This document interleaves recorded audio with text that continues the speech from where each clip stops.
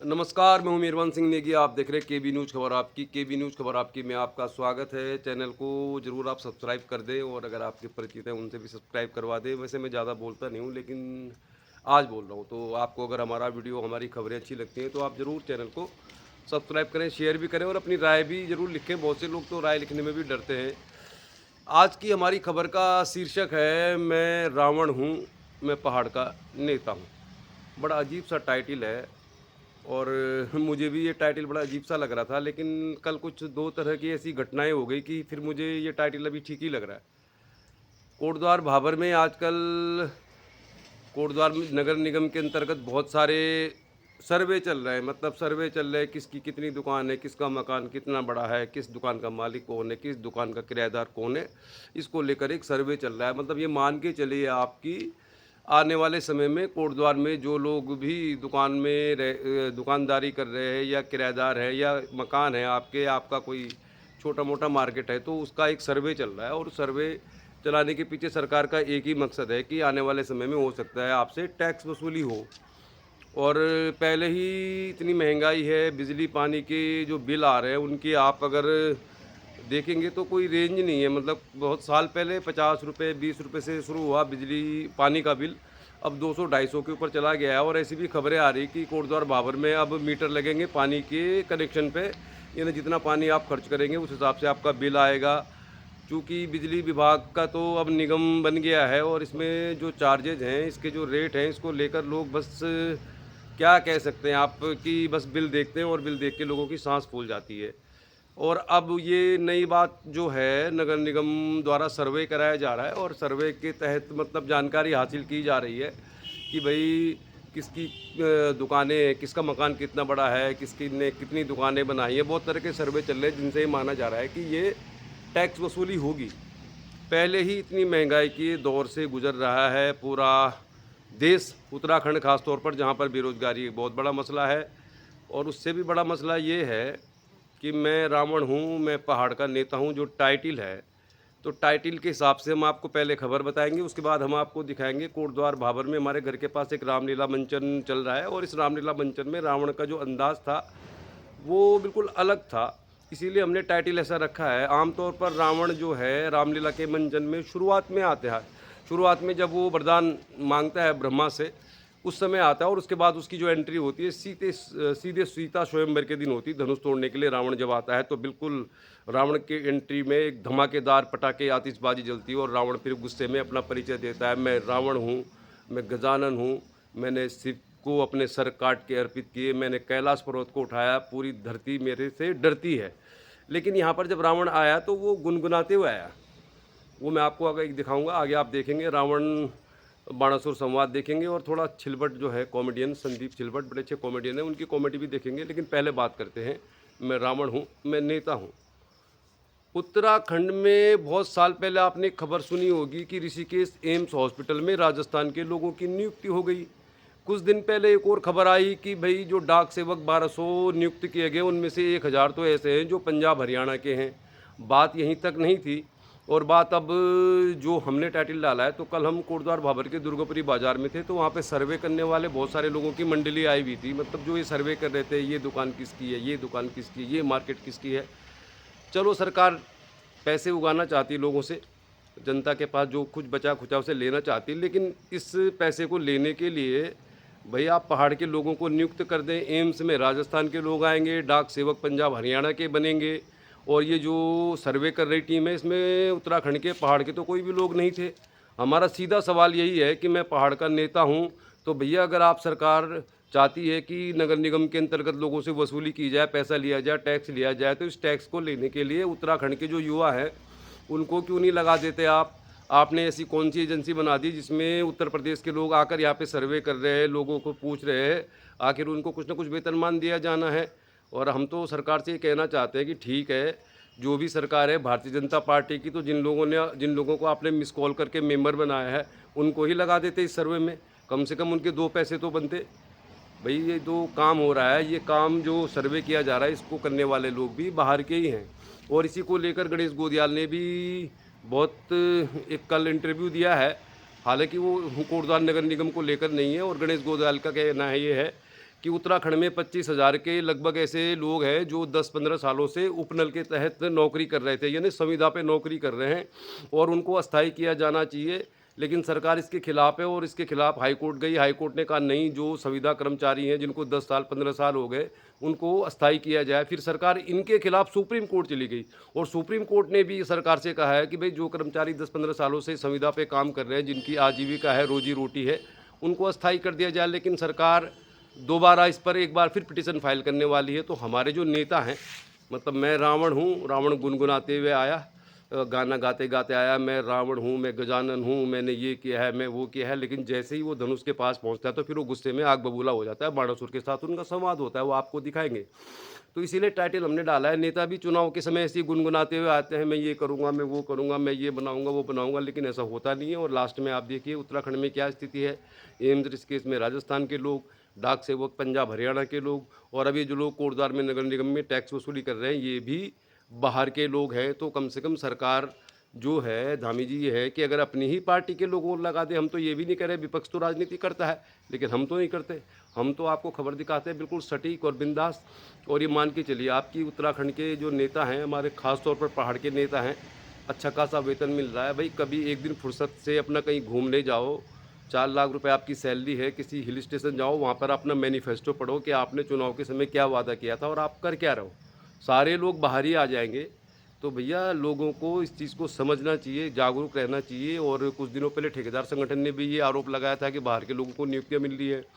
और यहाँ तक विपक्ष के नेता गणेश गोदियाल ने कहा था कि यात्रा रूट पर जो रजिस्ट्रेशन का काम देख रहे हैं वो गुजरात के लोग देख रहे हैं।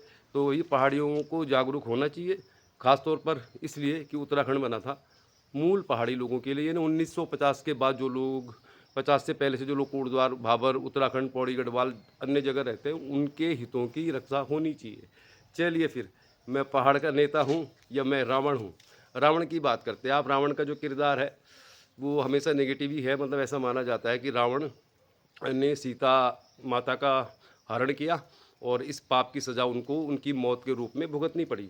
आगे आपको दिखाएंगे हम रावण बाणासुर संवाद, संदीप चिलबल की कॉमेडी। लेकिन थोड़ी सी एक जानकारी देते हैं आपको, क्योंकि हमारे धर्म में बहुत सारी चीज़ें ऐसी हैं जो मतलब सत्य से बहुत दूर है।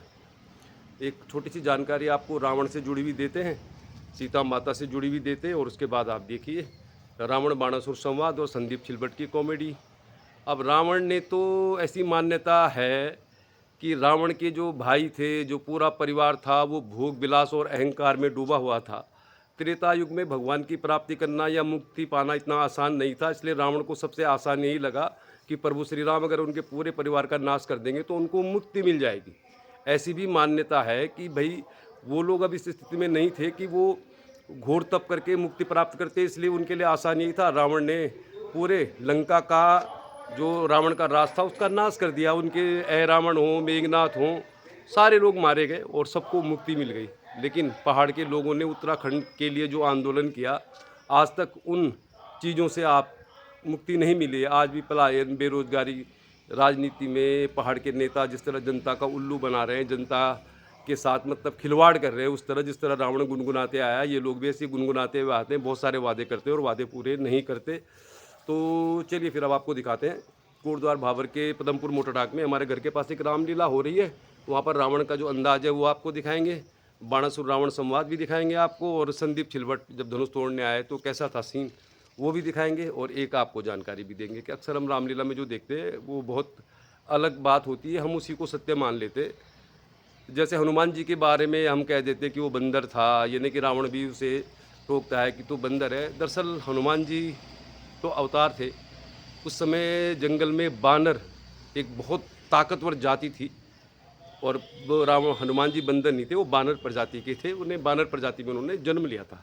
अब सबसे बड़ा सवाल यही है कि रावण अगर चाहता तो माता जानकी को सीधे अपने महल में ले जाता, जितना वो शक्तिशाली था, ज़बरदस्ती उनको पटरानी बना देता, लेकिन ऐसा नहीं हुआ। रावण ने माता जानकी का हरण किया और उसके बाद उनको अशोक वाटिका में रखा उन्होंने। और रावण उसके बाद बहुत बार मिन्नतें करता है सीता से, मतलब जानकी से, कि तुम मेरी रानी बन जाओ, तुम क्यों तपस्वियों के चक्कर में पड़े हो। तो भाई उसे मिन्नतें करने की क्या ज़रूरत थी। तो दरअसल रावण को एक श्राप भी था कि अगर वो किसी स्त्री को उसकी इजाज़त के बिना छुएगा तो उसके 1000 टुकड़े हो जाएंगे, यानी उसका देहांत हो जाएगा। इसीलिए रावण जानकी का अपहरण करने के बाद उनको अशोक वाटिका में रखता है और वहाँ पर बार बार जाके मिन्नतें करता है कि तुम मेरी पटरानी बन जाओ। ये सत्य है। और माता जानकी चाहती तो हनुमान जी जब गए थे अशोक वाटिका में तो हनुमान जी ने तो उनको माता माना था, और सीता जी चाहती तो हनुमान जी के कंधे में बैठ के आराम से वापस आ सकती थी, लेकिन वो नहीं आई, क्योंकि माता सीता कोई साधारण स्त्री नहीं थी। और भगवान राम का जो जन्म हुआ था वो रावण के वध के लिए हुआ था। अगर सीता जी आ जाती वापस तो युद्ध नहीं होता, युद्ध नहीं होता तो रावण का वध नहीं होता। तो ये सच्चाई है, और ऐसी बहुत सारी जानकारी आपको हम रामायण से जुड़ी हुई देते रहेंगे आगे भी। चलिए फिर आगे देखिए आप। फिलहाल आज की वीडियो में रावण बाणासुर संवाद, रावण का अंदाज, मैं रावण हूँ, और उसके बाद आप देखिए संदीप चिलबट की कॉमेडी। कल मिलेंगे किसी और खबर के साथ, देखते रहिए और चैनल को सब्सक्राइब भी कर लीजिए। केबी न्यूज खबर आपकी में आपका स्वागत है। चलिए शुरू करते हैं खबर। आजकल कोटद्वार भाबर उत्तराखंड।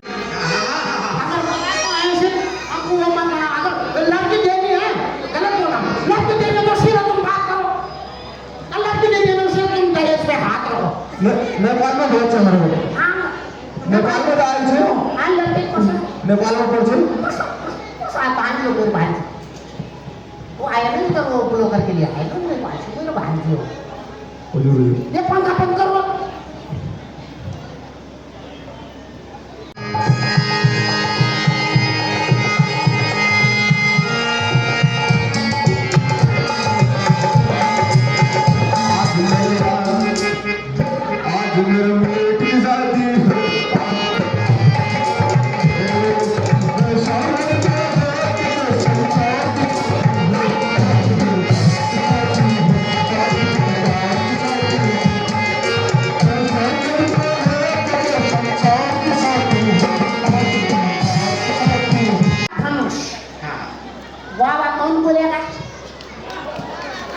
तो तुम वाह बोल मुझे जा रहा हूँ नहीं तो आना तोड़ दूंगा धनुष।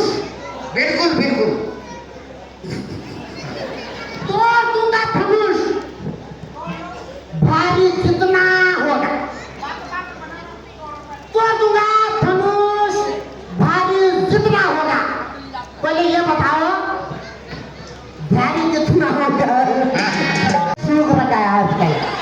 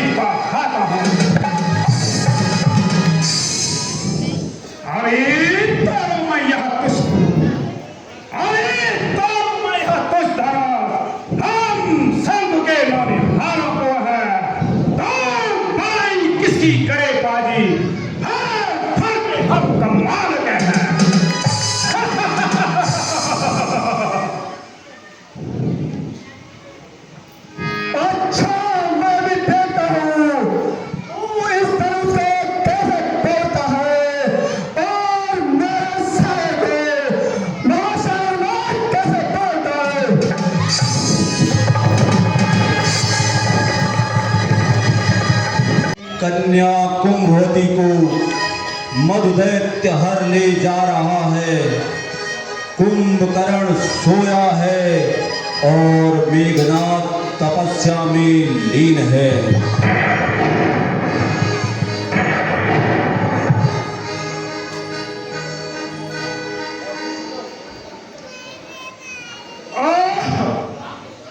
मैंने बड़ी भूल की जो स्वयं मरने आया। मुझे किसी अनिवार्य कार्य से जाना है।